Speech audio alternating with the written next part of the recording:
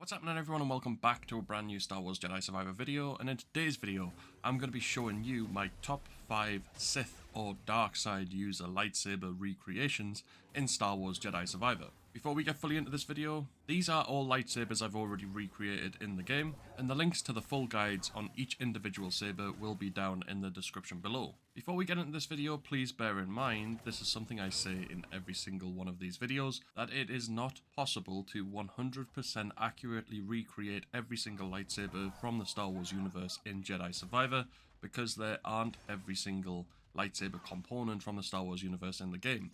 We have to mix and match the components with the materials to try and get the lightsabers as closely as possible to the iconic lightsabers we are trying to recreate. So let's get into the first lightsaber. The first lightsaber we're going to cover in today's video is Darth Maul's. Now this is one I've seen a lot of people copy since, so I'm taking that as this is a very good recreation of Maul's lightsaber in Jedi Survivor. In order to create Maul's lightsaber, what you want to do is select the Centauri Kree emitter, because it's got that sort of flat tip and then also sort of fans out as it goes down the emitter, which is a similar shape to what Maul's is. I went for the Hermit switch to add those nice red buttons, which are a big staple on Darth Maul's lightsaber. I went for the Centauri Kree grip, mainly because Maul's saber seems to have a lot of rings or a lot of lines running around the hilt of the lightsaber.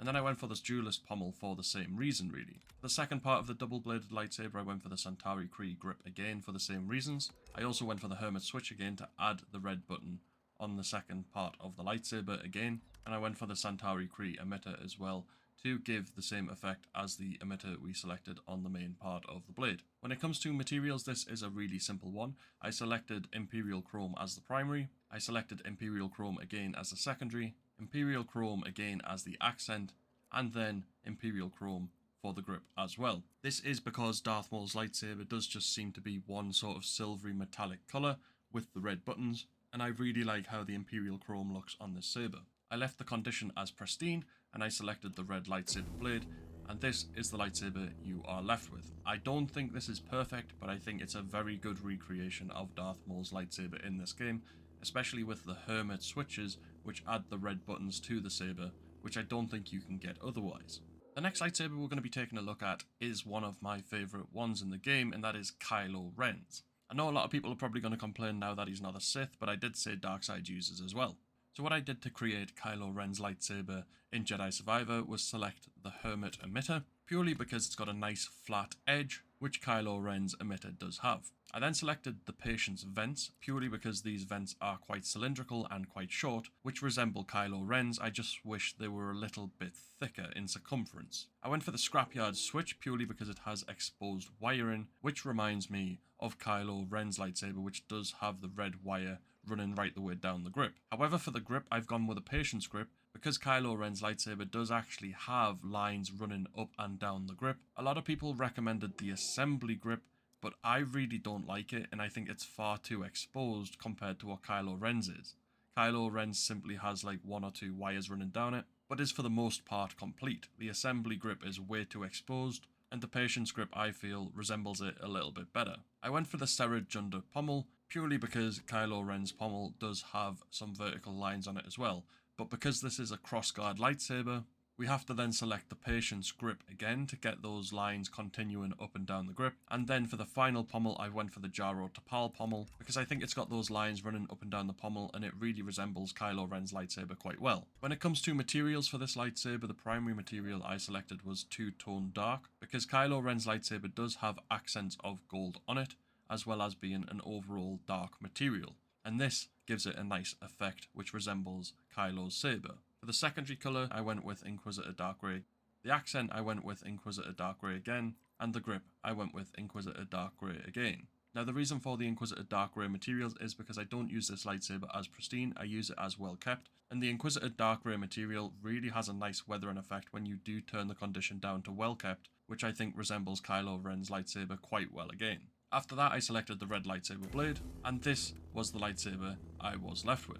Now I do think it looks really good, and I think it resembles Kylo Ren's lightsaber quite well. However, in this preview you can't see the vents, so when I switch it over to changing the vents degrees, you can see that it does resemble Kylo Ren's lightsaber a little bit better when you do get to see the vents in action, and you can see that exposed wiring. And I think this lightsaber comes together really well. It is one of my favourite ones that I've created, because I think the resemblance is really good on this one. The next lightsaber we're going to be taking a look at is Starkiller's from The Force Unleashed 1. And this is one that I think you can get fairly close, but unfortunately we don't have an exposed crystal component in the game, so we have to kind of make do. To start off with, I went with the Rebel Hero emitter, because it's the closest one to Starkiller's. However, if you don't have the Rebel Hero components pack, you can also use the Serenity emitter, since it's fairly close, but not exact. I then went for the Scrapyard switch, because it's the closest I could find to having an exposed crystal, since part of the switch is missing and it's a little bit more exposed than others. For the grip, I went with the Serenity grip. Now the reason I went for this one is because the crystal actually does glow through the Serenity grip, giving the whole lightsaber a bit of an exposed crystal feel, but it's still not 100% perfect, and you're more than welcome to use any other grip that you prefer. Then for the pommel, I went for the Assembly pommel, since I think it fits the whole style of this lightsaber quite well, and the whole lightsaber is fairly close to Starkiller's, but it's not 100% perfect. For the materials, I went with a primary of Dunium, and then I went with a secondary of Dunium as well. The reason for this is because Starkiller's lightsaber isn't like a bright shiny silver or a bright shiny chrome. It does look like it's got a little bit of wear and tear, and I think the Dunium material does show that a little bit. For the accent, I went for Plastoid Black. I have used copper as well in the past. This is just completely down to you, since the accent isn't a huge part of this lightsaber. Then for the grip, I went for Plastoid Black to try and get it closer to Starkiller's that he uses in The Force Unleashed 1. And then I left the condition as pristine, but you can use it as a little bit more worn or ancient, since Starkiller's lightsaber does have a little bit of wear and tear. Then I selected the red blade, and this was the lightsaber I was left with. I think it looks pretty close to Starkiller's. I think the emitter definitely gives it that sort of vibe, and with the grip that does allow the crystal to glow through a little bit, you do get the whole Starkiller vibe with this saber, but it's obviously not 100% perfect, and it was never going to be. On to our next lightsaber, which is Darth Vader's. This is one that has been requested by a lot of people, and it's fairly straightforward to make as long as you have the Rebel Hero components. With this one, I chose the Harmony emitter simply because it's the emitter that has the closest shape to Darth Vader's lightsaber in the game, and it allows you to get a nice black colour on the emitter to match Darth Vader's. For the switch, I went for the Rebel Hero switch because that is basically Darth Vader's switch, and it's the closest you're going to get in the game. The same for the grip, I went for the Rebel Hero grip because it basically is Darth Vader's again, and it's the closest you're going to get by a mile. And then for the pommel, I went for the Rebel Hero pommel, but you can choose any if you really want to. The pommel on Darth Vader's actual lightsaber is way smaller than the Rebel Hero pommel, but none of the pommels are really that accurate in this game.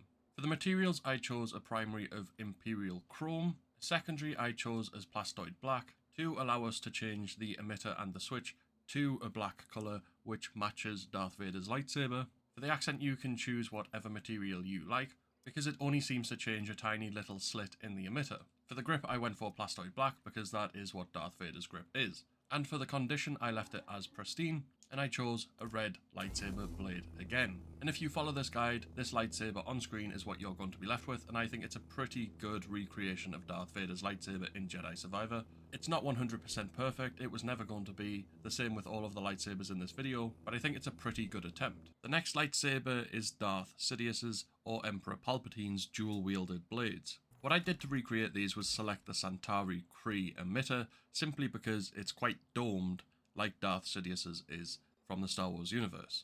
And it also allows the tip of the emitter to be a different colour from the rest of it, like Darth Sidious's is.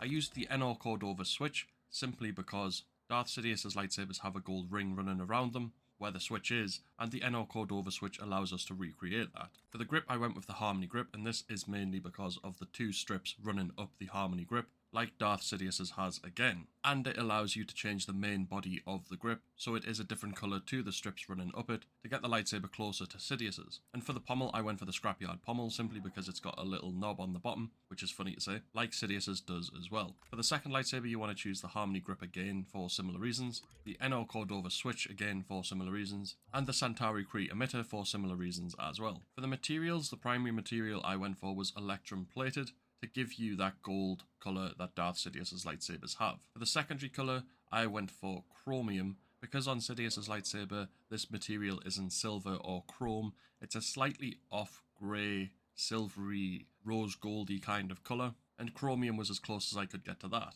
For the accent, I went for electrum plated again. This is for the tip of the lightsaber, and the tip of Sidious's lightsaber in the Star Wars universe is a sort of rose gold colour. However, I couldn't get that colour to match using the colours in the game, so I went with electrum plated instead. And for the grip, I went for two-tone chrome because Sidious's grip in the Star Wars universe is a sort of rose goldy kind of colour, and this two-tone chrome was as close as I could possibly get. I left the condition as pristine and I selected the red blades, and this is the lightsaber I was left with. I do think it's a pretty good recreation of Sidious's lightsaber in Jedi Survivor.